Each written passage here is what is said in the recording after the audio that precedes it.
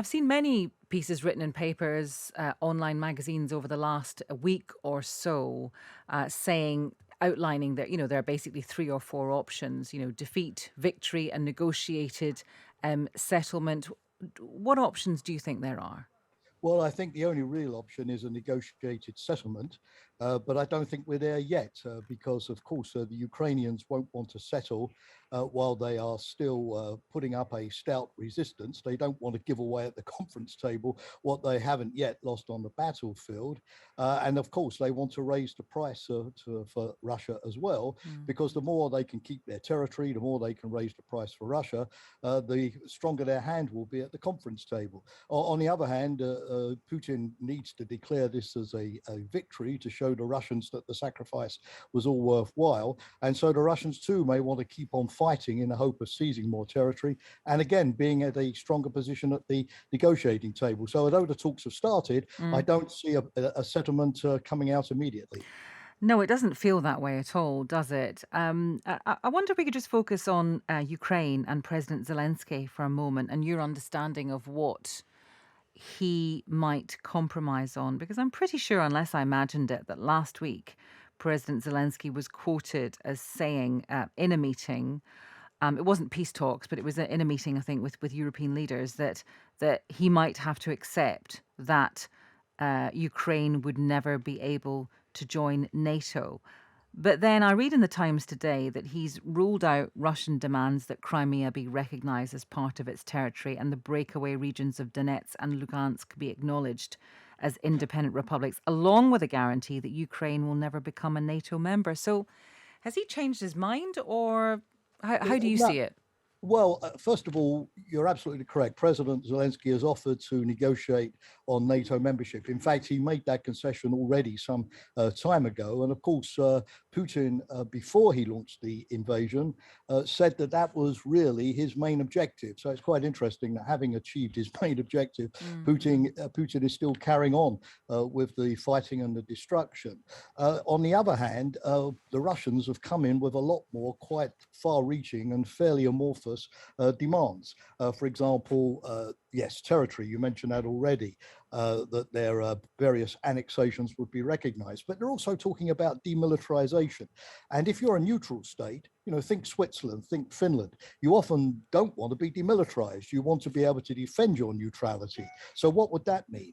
Putin has talked about denazification. That's a very strange term. And it strikes me that what it means is that Russia would have some kind of permanent interference right in politics in Kiev to make sure that whichever government was there would be aligned with Russia, which wouldn't really be neutrality after all, would it? And then the third thing, which I think is of concern, is Putin is talking about the right to protect the Russian speakers in Ukraine, even if many of them, most of them, don't want to be protected by Russia.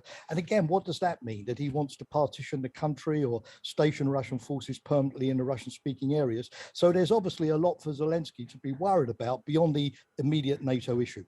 Um, in terms of the Kosovo conflict, you were the NATO spokesperson during that particular conflict. I mean, and I'm presuming you've thought about this many times. You've been asked about it many times. But what are the similarities, and is there anything about the negotiations and the eventual peace that came there that would inform or might inform at some point in the future what's going on just now in Ukraine?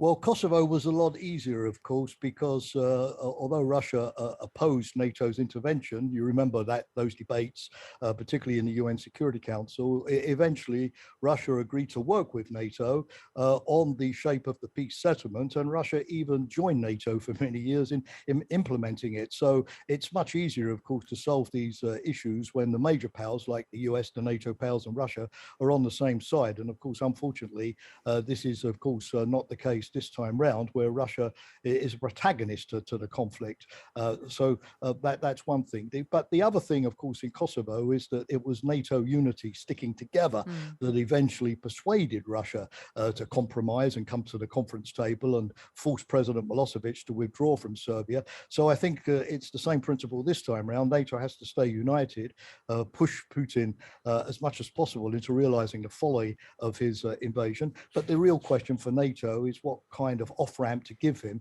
when he's eventually prepared to come to that table and to talk. Many people have come on this program and said that NATO is not united. What do you think?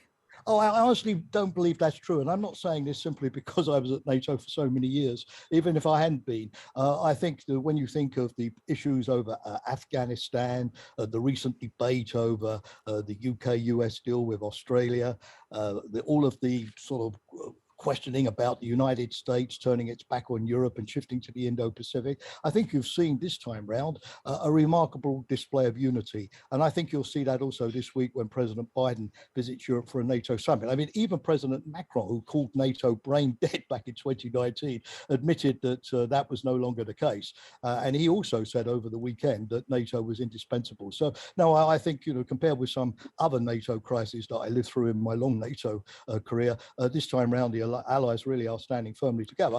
And precisely because, of course, there is this common concern about a more assertive, more aggressive Russia. Finally, I wanted to ask you about the rather disturbing reports or stories that people relating stories about what had happened to them and their families, Ukrainians, that some of them are being relocated to cities and towns in Russia. I mean, that sounds utterly bizarre.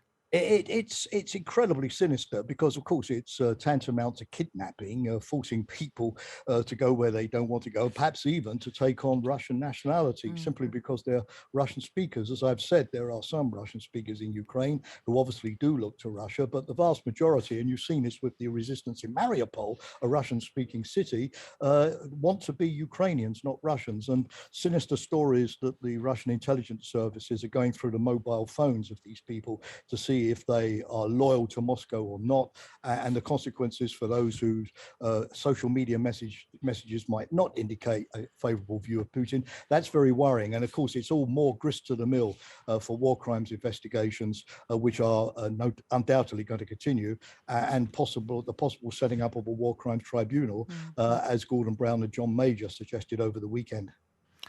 Professor Jamie Shea, thank you very much for talking to us.